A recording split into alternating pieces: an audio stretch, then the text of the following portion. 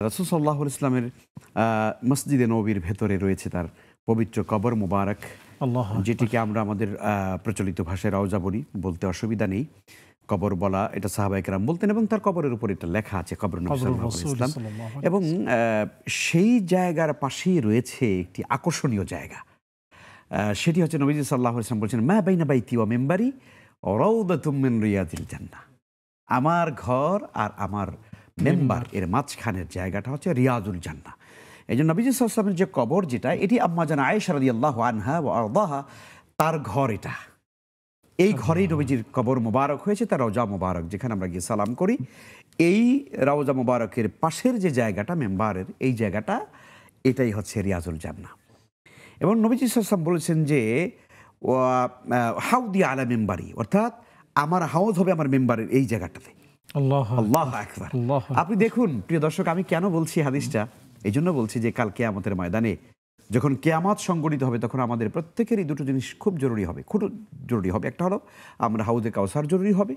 হাসরের ময়দানে একটা দিন হবে 50,000 বছরের সমান। তো এই অগণিত সময় আমাদেরকে হাসরের ময়দানে দাঁড়িয়ে থাকতে হবে, পিপাসার্থ হয়ে যাবে হাসরবাসী, তখন পানির দরকার হবে, যেটা হাউজে কাউসার নামক এই জায়গা থেকে রাসূল সাল্লাল্লাহু আলাইহি ওয়াসাল্লাম তার নেতৃত্বে এই পানি তিনি বিতরণ করবেন। সেটি কিন্তু বসবে রাসূলের মেম্বারেরই, যে অর্থাৎ রাসূল বলছেন যে আমার মেম্বারটা হাউজের উপরে, মেম্বারি আলা হাউজি, হাউজে কাউসারের উপরে আমার মেম্বার, সুবহানাল্লাহ। এবং ওই জায়গার উপরে কিন্তু এখনো মেম্বার আছে। আপনারা যারা যাবেন তারা দেখবেন। আল্লাহু আকবার। সবাইকে আল্লাহ যাওয়ার তৌফিক দেন। আমিন ইয়া রাব্বাল আলামিন। কাল কিয়ামতের ময়দানে আমরা হাউজে কাউসার খুঁজবো, আজ দুনিয়াতে থাকতেই যেন আমরা সেই হাউজের জায়গাটা দেখে নিতে পারি। আল্লাহু আকবার। তো কাজী নবীজি বলেছেন যে এটা হলো সেই হাউজে কাউসার। এইটা একটা জিনিস আমরা খুঁজবো কাল কিয়ামতের দিন। আর একটা যে রাসূলের শাফাআত আমরা খুঁজবো। সেই কারণে এই রিয়াদুল জান্নাহ নামক এই জায়গাটাতে আমাদের ঢোকা উচিত। এখানে 2 রাকাত নামাজ পড়া উচিত, রাসূলের মেম্বারটা দেখা উচিত, এবং সেখানে গিয়ে দোয়া করলে আল্লাহ তাআলা দোয়া কবুল করেন। আর আমরা বিশ্বাস করি এই জান্নাতের টুকরা, নবীজি বলেছেন। তো কাজেই এই টুকরাটা, এই জায়গাটা কাল কিয়ামতেও জান্নাতের ভেতরে থাকবে। তো আল্লাহর কাছে এই নিয়ত করুন যে আল্লাহ, দুনিয়াতে বসে যখন তোমার জান্নাতে ঢুকিয়ে গেছি, তোমার জান্নাতে ঢোকার তৌফিক যেহেতু দিয়েছো আল্লাহ, আমাকে তুমি জান্নাত থেকে আর বের করে দিও না। এই নিয়ত করে আপনারা মদিনা যাবেন।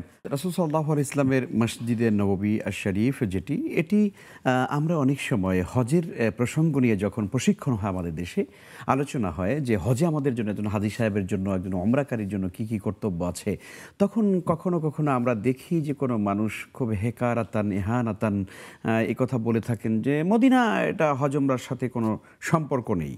একথা ঠিক আছে, আমরা একথা একদিক থেকে তো সত্য যে হজের আরকানের মধ্যে এমন কোনো কাজ নেই, রোকন নেই যেটা আমাকে মদিনা গিয়ে করতে হবে। কিন্তু একজন হাজী সাহেব জীবনে হয়তো একবারের জন্য যাচ্ছেন পবিত্র মক্কা আল মুকাররমাতে, তিনি হজ ব্রত পালন করবেন, কিন্তু তিনি কি তার রাসূলকে গিয়ে সালাম দেবেন না?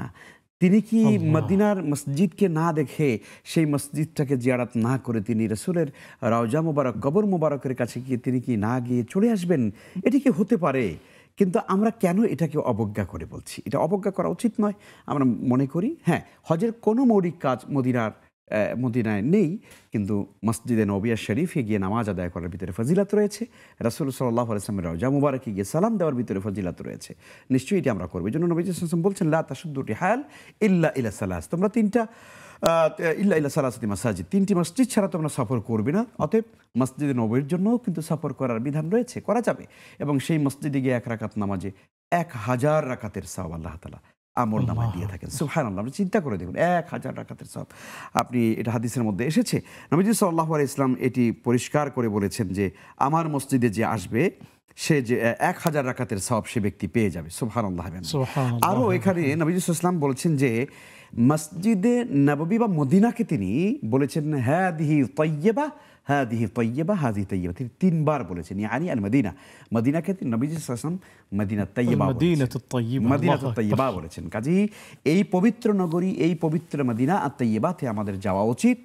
এটাতে আমাদের হৃদয়ের সঙ্গে একটা সম্পর্ক আছে, আত্মার একটা বন্ধন আছে মদিনার সঙ্গে। একজন মুমিন কিভাবে সে মসজিদে নববীতে যাবে না, কিভাবে যে সে মুমিন, সে তার ভালোবাসার সবচেয়ে প্রিয়তম ব্যক্তিত্ব নবীজি সাল্লাল্লাহু আলাইহি ওয়াসাল্লাম, কিভাবে সে সেখানে না গিয়ে আবার ফিরে আসতে পারে? আল্লাহু আকবার।